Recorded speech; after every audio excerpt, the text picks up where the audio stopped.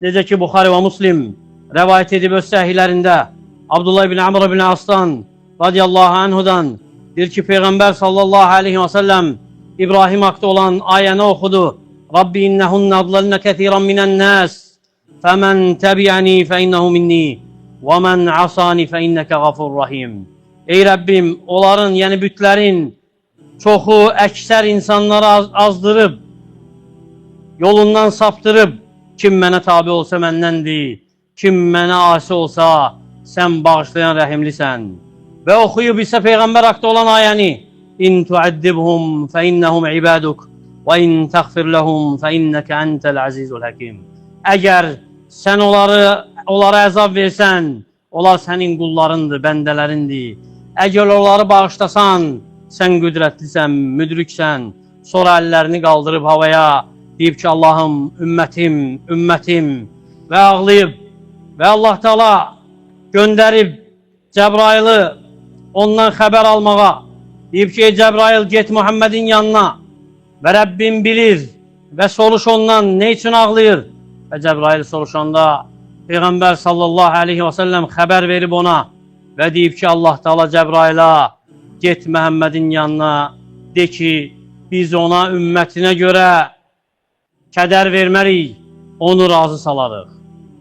Şəfqətindən, rəhmətindən ümməti üçün bəzən qəzəblənirdi yersiz verilən suallara. Qəzəblənirdi ki, verilən suallar səbəb olar çətin olan hökümlərin nazil olmağına insanlara. Əbu Hüreyra radiyallahu anhu deyir ki, Peyğəmbər sallallahu aleyhi və səlləm bir gün xütbə verdi bizə. Danışdı insanlara, dedi ki, Allah Teala sizə həcci fərz edib. Həcc edin.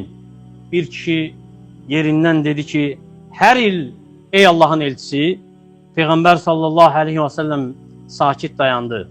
Kişi yenə təkrar etdi dəfələrlə və Peyğəmbər sallallahu aleyhi və səlləm dedi ki, bəli desəm vacib olacaqdı.